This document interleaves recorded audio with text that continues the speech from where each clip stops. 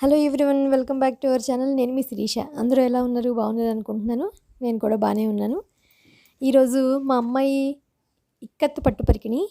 దానికి ముందు ఏంటంటే హడావిడిలో మామూలుగా బ్లౌజ్ కుట్టించేసాను తప్ప మగ్గ వర్క్ చేయించలేదు. కానీ చాలా మంచి కలర్ కాంబినేషను. సరే ప్లెయిన్గా ఉంది కదా బ్లౌజు, దీనికి ఏదైనా మంచిగా వర్క్ చేద్దాం అని అన్నప్పుడు మగ్గ వర్క్ చేయించాలి అంటే ముందే మనం స్టిచ్చింగ్ అప్పుడే చేయించేసుకోవాలి. సో అందుకని అయిపోయాక కూడా చక్కగా చేసుకోవచ్చు అని చెప్పని ఈరోజు వీడియోలో బ్లౌజ్కి నేను సింపుల్గా వర్క్ చేస్తున్నాను. ఇంతకుముందు కూడా ఆల్రెడీ నేను వర్క్ చేసినవి చూపించాను. చాలా శారీస్ ఇంతకుముందు పెళ్ళిన కొత్తవి చేశానని చెప్పాను కదా. చాలా మెటీరియల్ ఉంది నా దగ్గర. అందుకని మొన్న మీకు టైలరింగ్ అప్పుడు మెటీరియల్ ఏమేంటి అన్నీ నేనేం తీసుకుని ఉన్నాయి పాతవన్నీ చూపించాను. సో అందుకని పట్టుపరికిణికి మంచిగా ఈరోజు వర్క్ చేద్దామని చెప్పని బాల్ చైను అలాగే స్టోన్స్ చైను మ్యాక్సిమం ఎక్కడైనా దొరుకుతాయి మనకి. అవి 2 సిల్క్ థ్రెడ్, మనకి కలర్ కాంబినేషన్స్లో సిల్క్ థ్రెడ్ ఒకటి, ప్లెయిన్గా ఒక ఎల్లో థ్రెడ్ కానీ అలా ఏదైనా ఉంటే చాలు. బీడ్స్ మన ఇష్టం, ఏవైనా బీడ్స్. ఇలా సింపుల్గా ఎలా చేసుకోవాలని వీడియోలో చూడడానికి ముందు మొదటిసారి మన ఛానల్ ఎవరైనా చూస్తే కనుక ఛానల్ సబ్స్క్రైబ్ చేసుకోండి. అలాగే పక్కనే ఉన్న బెల్ ఐకాన్ క్లిక్ చేసి ఆల్ క్లిక్ చేస్తే నేను వీడియోస్ పెట్టగానే మీరు వెంటనే చూడగలుగుతారు. అలాగే ఒకవేళ మన వీడియోస్ మీకు నచ్చితే కనుక లైక్ చేయండి, షేర్ చేయండి. డిస్క్రిప్షన్లో కూడా చాలా వీడియోస్ లింక్స్ ఉంటాయి, చూడని వాళ్ళు ఎవరైనా ఉంటే చూడొచ్చు. ఇన్స్టాగ్రామ్లో కూడా నాకు ఎవరైనా మెసేజ్ చేయాలనుకున్నప్పుడు తప్పకుండా చేయొచ్చు. కుట్టేసిన బ్లౌజ్ మీద కూడా చాలా చక్కగా మనం బొటిక్లో చేయించినట్టుగానే నీట్గా చేసుకోవచ్చు. అంటే మన ఇష్టం, మన మోడల్స్ని బట్టి మనకి ఎలా కావాలి, హెవీగానా సింపుల్గానా అన్నది మనం చేసుకోవచ్చు. నేనేంటంటే ఫస్ట్ ఆల్రెడీ గోల్డ్ పైపింగ్తో చేయించాను కాబట్టి దానికి పక్కనే ఫ్యాబ్రిక్ గ్లూ పెట్టేసి ముందు బాల్ చైను, ఆ తర్వాత స్టోన్ చైను 2 స్టిక్ చేస్తున్నాను. మనం ఈ ఫ్యాబ్రిక్ గ్లూ ఏంటంటే చాలా బాగా స్టిక్ అవుతుంది, అందరికీ తెలిసిందే. కానీ ఎంత స్టిక్ చేసినా మనం గోల్డ్ చైన్, బాల్ చైన్ వాటికి మధ్యలో మనం సేమ్ థ్రెడ్ తోటి కానీ లేకపోతే లైట్ గోల్డ్ కలర్ థ్రెడ్ ఉంటాయి కదా మనకి, దాంతోటైనా కూడా చిన్న చిన్న టాకాలు వేసుకుంటే ఇంకెప్పటికీ ఊడిపోవడం కానీ అది ఇబ్బంది ఏమి ఉండదు. ఒకవేళ స్టిక్ చేసేసుకుని బాగా డ్రై అయిపోయిన తర్వాతైనా మళ్ళీ నెక్స్ట్ డే అయినా పర్వాలేదు, కానీ ఒక్క చైన్ ఒక్కటి మాత్రం మనం టాకా వేసుకుంటే నీట్గా ఉంటుంది, ఊడిపోకుండా ఇంకెప్పటికీ అని టెన్షన్ లేకుండా ఉంటుంది. ఆరుతున్నప్పుడే కాకుండా ఆరిపోయిన తర్వాత చేసుకుంటే బాగుంటుంది. ముందు నేను ఒక 2 లైన్స్ అంటించేసిన తర్వాత ఇప్పుడు లోడింగ్ చేసుకోవాలి. మామూలుగా అయితే లోడింగ్ ఏంటంటే పైపింగ్ థ్రెడ్, ఎవరికైనా స్టిచ్చింగ్ ఉన్నవాడు ఐడియా ఉంటే పైపింగ్ థ్రెడ్ అక్కడే బ్లౌజ్ మీదే పెట్టేసిన తర్వాత లోడింగ్ చేస్తూ ఉంటారు సూదితోటి. నేనేంటంటే ఇలా సింపుల్గా ఉంటుందని చెప్పని సిల్క్ థ్రెడ్ పట్టుపరికిణి కలర్ డార్క్ బ్లూ కాబట్టి అది తీసుకొని ఒక 15 రౌండ్స్ బుక్కి చుట్టి, ఎందుకంటే కొంచెం థిక్గా ఉంటుంది కదా, కొంచెం లోడింగ్ చేసినప్పుడు బాగుంటుందని చెప్పని సేమ్ మనకి మగ్గ వర్క్లో ఎలా లోడింగ్ చేస్తారో అలాగే లోడింగ్ చేసుకోవడానికి నేను 15 లేయర్స్ మొత్తం చేసుకుని కట్ చేసి ఒక ఎడ్జ్ ఏంటంటే కొంచెం గమ్ పెట్టి నేను సమానంగా అంటే ఊడిపోకుండా ఏమీను ఫ్యాబ్రిక్ గ్లూ పెట్టి స్టిక్ చేసేసుకున్నాను.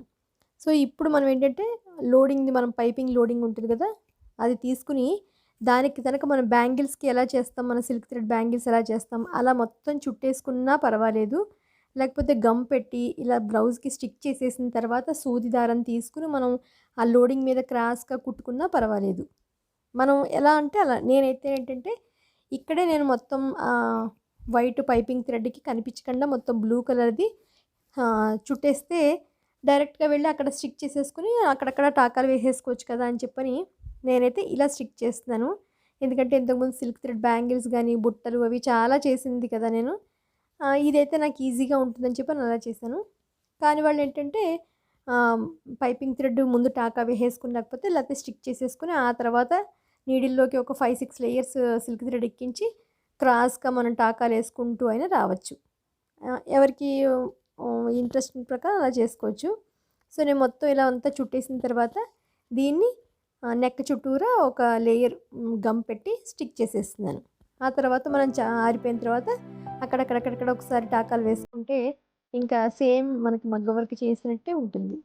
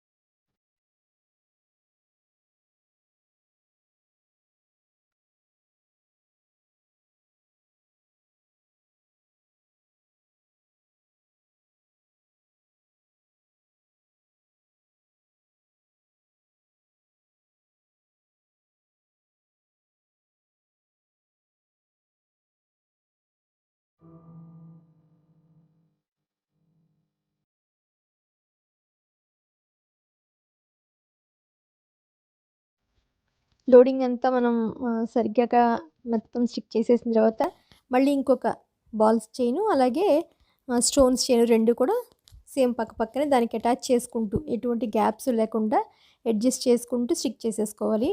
అప్పుడు సేమ్ మనకేంటంటే కొంచెం హెవీగా నెక్ దగ్గర హెవీగా ఉండి సేమ్ మనకి లుక్ చాలా బాగుంటుంది.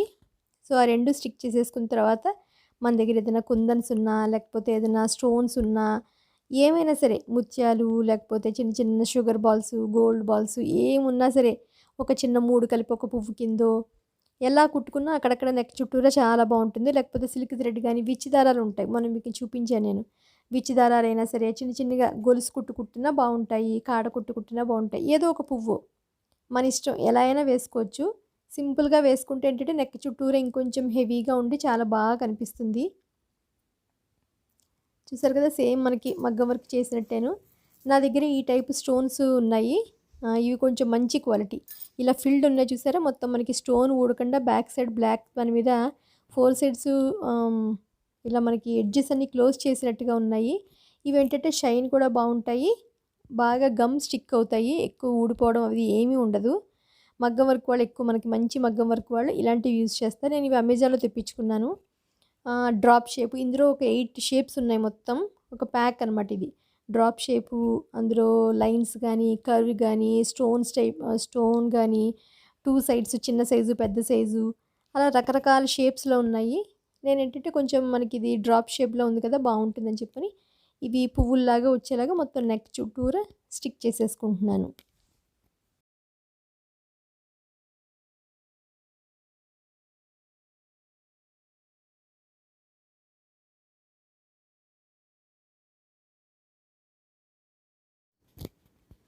చూసారు కదా, ఇలా మొత్తం నెక్ చుట్టూరా ఉన్న మటుకు కొంచెం గ్యాప్ ఇచ్చి పెట్టుకున్నాను.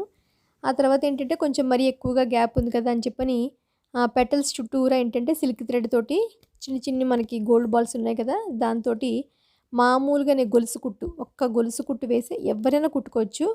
ఒక గొలుసు కుట్టు వేసి ఎడ్జ్లో ఒక చిన్న బాల్తో మనం దించేస్తే చక్కగా నీట్గా ఉంటుంది. మనకి 2 కలర్ కాంబినేషన్స్ యూజ్ చేసినట్టుగానే ఉంటుంది. మరి స్టోన్స్ అది ఎక్కువ అయిపోకుండా మెరుపుగా చమ్కీగా ఎక్కువ అవ్వకుండా ఉంటుంది. అలాగే నీట్గా మొత్తం కొంచెం పెద్దగా ఫ్లవర్ అంతా నిండుగా ఉన్నట్టుగా కూడా ఉంటుందని నేను సిల్క్ థ్రెడ్ తోటి ఒక 3-4 లేయర్స్ తీసుకున్నాను. ఎందుకంటే సిల్క్ థ్రెడ్ ఎక్కువ చిక్కులు పడిపోతుంది కాబట్టి మనం చాలా జాగ్రత్తగా కుట్టుకోవాలి. పైగా స్టోన్స్ కూడా ఉన్నాయి కాబట్టి వాటి మధ్య ఇరుక్కుంటూ కూడా ఉంటుంది. సో అందుకని జాగ్రత్తగా మనం ఒక్క గొలుసు కుట్టు వేసుకొని దింపేసుకొని ఒక బీడ్ తోటి ఎడ్ చేసేస్తే నీట్గా ఉంటాయి.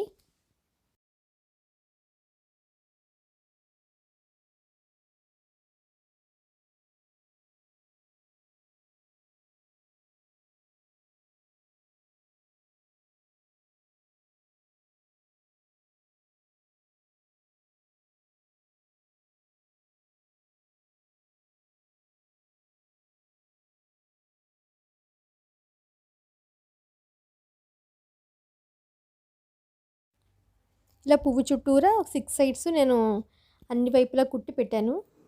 చూసారు కదా, నీట్గా అయిపోయింది. ఇప్పుడు బ్లౌజ్కి నెక్ చుట్టూరా అయితే మంచిగా హెవీ లుక్ వచ్చింది. మిగతా బ్లౌజ్ అంతా కూడా సింపుల్గా ఉంది కాబట్టి చిన్న చిన్న రౌండ్ షేప్స్ నా దగ్గర ఉన్నాయి. శారీస్ మీద కానీ బ్లౌజెస్ మీద కానీ మనం అక్కడక్కడ పెట్టుకోవడానికి చాలా బాగుంటాయని చెప్పని వీటిని ముందే అడ్జస్ట్ చేసేసుకుని ఆ తర్వాత ఎక్కడెక్కడైతే కొంచెం అనుకున్నామో ఆ ప్లేస్ తీసి గమ్ పెట్టి స్టిక్ చేసేస్తే నీట్గా ఉంటాయి. దానిపైన ఇంకా మనం హోల్ కాబట్టి అది చిన్న సర్కిల్స్ అవి మీకు కుందన్స్ ఉంటే పెట్టుకోవచ్చు, ముత్యాలు ఉంటే పెట్టుకోవచ్చు. పట్టు పరికిణి మీద ఎలాగో కొంచెం వైట్ కూడా ఉంది కాబట్టి నేను ముత్యాలు పెట్టి వాటిపైన గమ్ పెట్టి అతికించాను. సో లుక్ అయితే చాలా బాగా వచ్చింది. ఇది ఇవాల్టి వీడియో. మీకు అంటే నేను పట్టు పరికిణి ఎలా ఇంకా బాగా చెయ్యొచ్చు యాక్చువల్గాను. సింపుల్గా అయిపోవాలి, మనకి మగ్గం వర్క్ స్టైల్లో రావాలి అని చెప్పని చేశాను. ఎప్పుడైనా మనం పిల్లలు పట్టు పరికిణీలు కుట్టించేసిన తర్వాత అయినా కూడా మనం మంచిగా ఇలా సింపుల్గా 100-200 మ్యాక్సిమం, అంతకన్నా అవ్వదు. అందులో కూడా మంచి లుక్ తీసుకొచ్చేలాగా ఇలా డిజైన్ చేసుకోవచ్చు. ఇది ఇవాల్టి వీడియో. మీ అందరికీ నచ్చిందని అనుకుంటున్నాను. రేపు మళ్ళీ ఒక ఇంట్రెస్టింగ్ వీడియోతోటి మిమ్మల్ని అందరినీ కలుస్తాను. అంతవరకు బాయ్.